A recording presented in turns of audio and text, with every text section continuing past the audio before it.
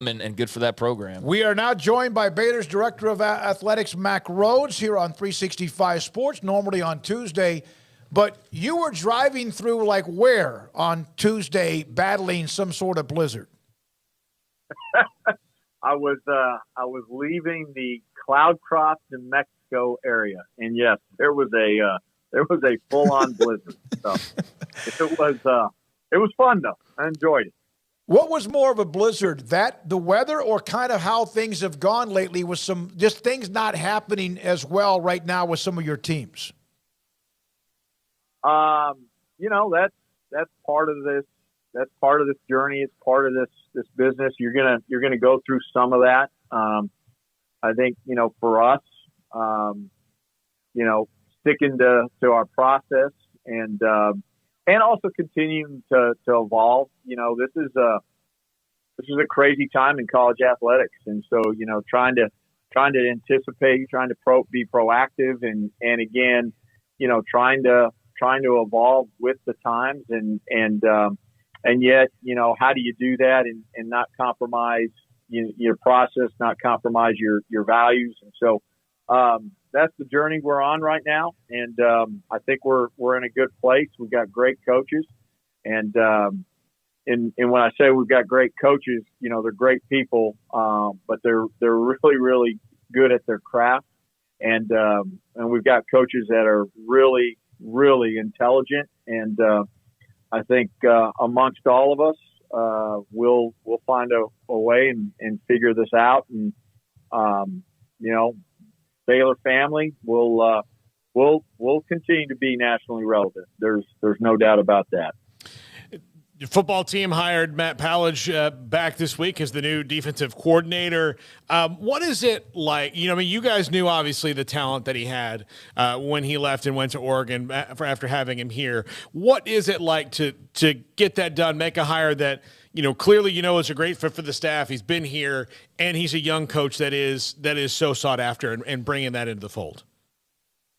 Yeah, I thought it was a great process. I thought Coach Aranda did an unbelievable job of talking to several different candidates, and probably most of them were in or had familiarity with I'm going to call it, he won't call it his system, but it is his system, and so that's where he started and talked to, again, several candidates within that. He obviously knew Matt. And there's a lot of things about Matt Powledge when we talk about intangibles. But priority number one was obviously, the scheme, the X's and O's, knowing the system. I think the ability to grind and get better. And I think Matt is in a really good place right now, but I also think he has tremendous upside. And when you think about just the nuances, the culture fit just with the rest of the staff, he was extremely well liked here. His players would run through a brick wall for him. He was great in terms of connecting with them. And then I think he recruits at a high level. And so, to answer your question, I think for us, it feels really, really good. And I know, at least for myself, it does. And I certainly know it does for Coach Aranda. Mac, that was obviously a tough close to the season. Just the final month, the bowl game ended up the way that it did. How nice was it to have some of that positive charge from, a couple of fresh faces like Powledge and Christian Robinson, to have the new signees that you did, and just kind of try to grab some positive momentum back? Yeah, Craig, I really appreciate that question. And, I'm always going to be transparent and frank. And the last month was not any fun at all. And I hope the people that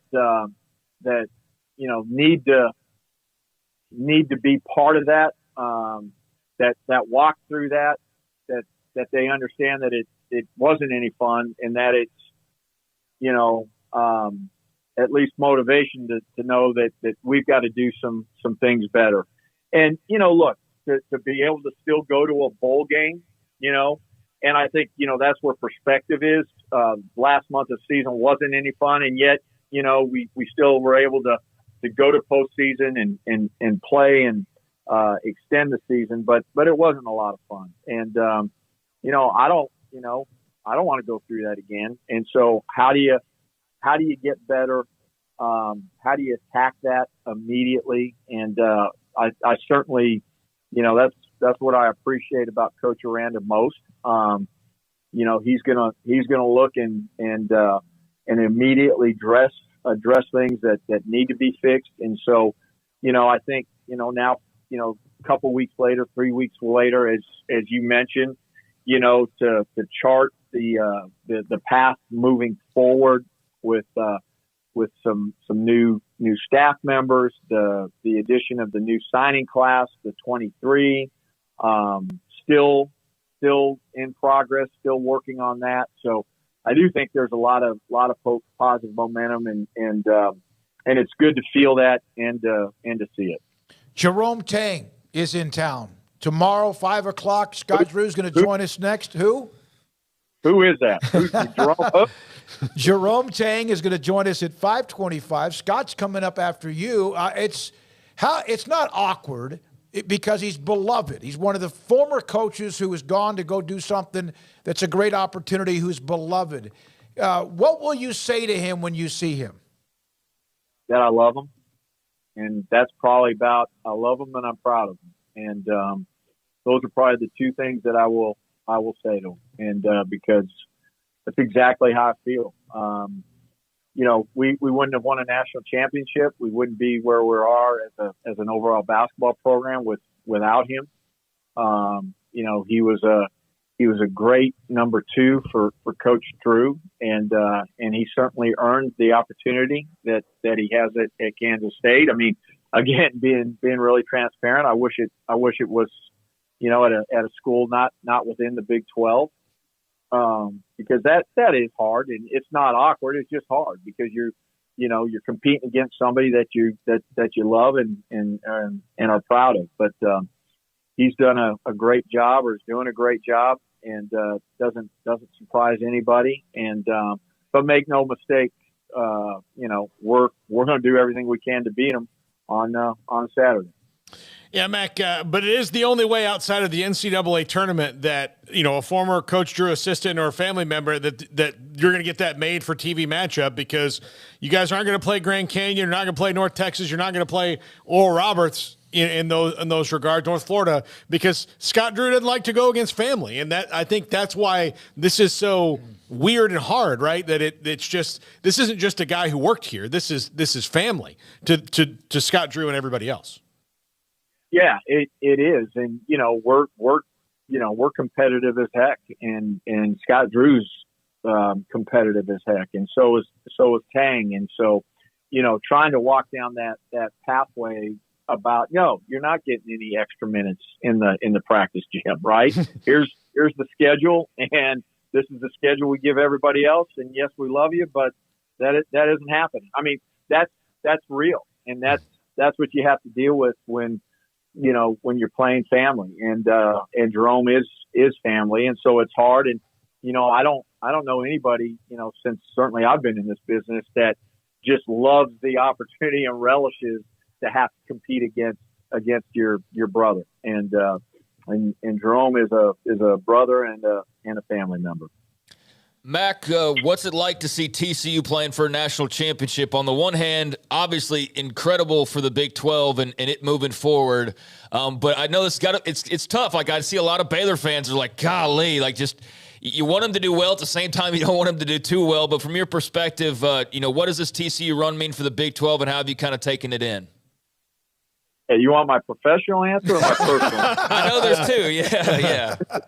So, how do I blend the two? And, maybe the way I'd probably start answering that is, probably I feel no different than probably TCU felt last year when we won the Big 12 championship and won the Sugar Bowl and finished fifth, in the CFP, the highest ranking ever for us. So it's probably, how they felt last year, is probably, how I feel.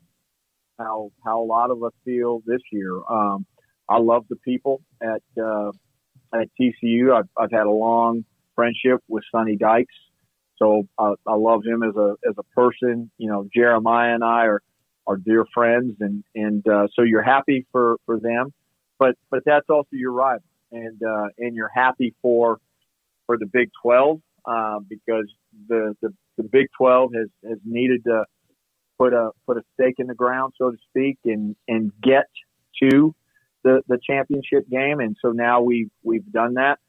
So it's mixed emotions.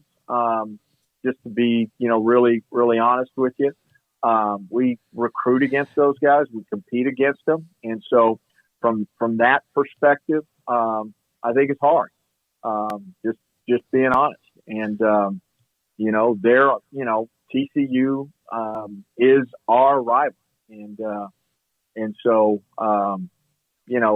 so just trying to sort through all of that, and certainly be professional about it, and they deserve great credit.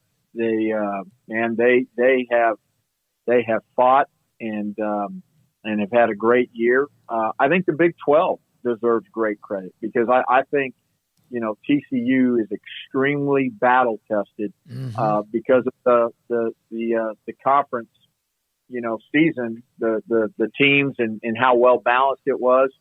And I would not be surprised to see them beat Georgia. Well, Mack, I think that was one of the differences in the game against Michigan, in that TCU had been, essentially in 20 title fights, and Michigan hadn't. That's how it felt the whole year. That every time they're in one, when they got in the conference season in Michigan, it's not their fault their schedule wasn't the same, but they hadn't played in that kind of intensity where TCU had.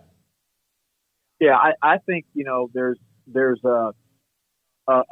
was a comfort level for them because they had been part of these close battles, come from behind,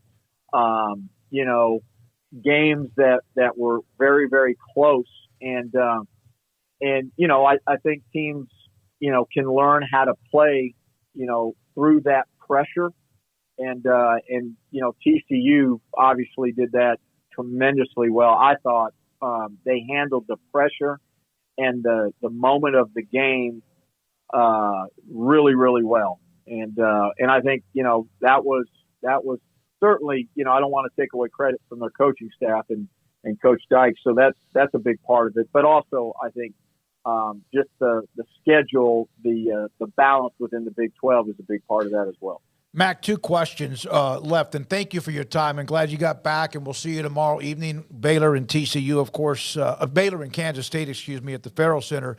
You and I and Paul and Craig have discussed Trey Edwards and the thought that she might be eligible by sometime this semester. And I saw what she posted. I think she was in a media session a couple of days ago. Obviously, a lot of frustration. How does this thing end, in your opinion? Yeah, it's a great question. I mean, I don't really know. Kentucky has the stance that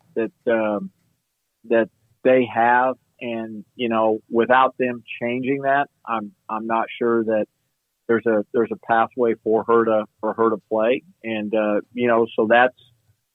that's where we're at, and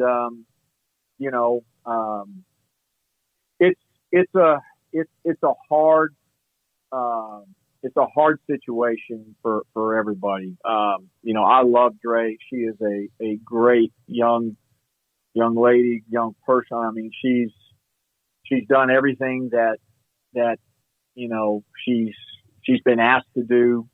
When you think about academically, and by the way, all of those hours that she had to take, it wasn't because she didn't do well. It's because of how many hours can actually transfer over and be applicable to a Baylor degree. And so, when she transferred, she had to not all the hours transferred, and so she needed to make up some hours, and she did that and did it well. She's been a great joy for our team in the locker room, supportive, all of those things. There is the rule, the one-time transfer. I don't know that any of us want to get into a situation where, you can transfer whenever you want, and be eligible right away. I do think that this is a different situation. However, just given some of the stuff that she's been through, and I wish there was a way for her to play this year. Not necessarily, because you will be better, and we certainly would be with her on the floor, because she's also a great player. But really for her, and just all of the work and everything that she's done to get to this point where she at least has an opportunity to play. DeMar Hamlin, the news has been incredible over the last 3 to 5 days since Monday. How much did what happened Monday night in Cincinnati at least make everybody in college athletics, Baylor University and others, make sure that you have everything the way you need it? Yeah, it's a great question. One, I will tell you this. I really do truthfully believe that we have the best person in the entire country leading our health and wellness area in Kenny Boyd. And I think we're really tight and sharp and prepared. It's a lot of conversation that Kenny and I have throughout the year, every year, about where we are in terms of our ability to manage catastrophic events like what happened on Monday night. But anytime like something like that happens, right, you'd be foolish not to self-check and say, okay, are we, man, is there anything to learn from this incident? Is there anything to glean in terms of getting better? And, that's certainly what we're doing right now. The Maryland football event, that tragedy, that was another moment. But this is an area, man, that you have to be constantly on top of. And, anyway, I think we're in a good place. We pray that it never has to be tested, but we also pray that if it does, that we're ready and we handle it in the most appropriate way. We've got great staff in that area. When we think about athletic trainers, we've got great doctors that support us. So I feel good about it, and man, just amen, and continuing to pray for DeMar and his family. And what a blessing, that he was able to get up this morning and FaceTime and talk and breathe on his own. And we'll continue to keep him in our prayers. Mack, thank you very much for your time. I know it's been a long week. Appreciate your time. We'll see you tomorrow afternoon at the Farrell Center. We appreciate it. Thank you, gentlemen. Yep. Happy New Year. Mack Rhoades, Happy New Year, Baylor Director of Athletics. When we come back, speaking to the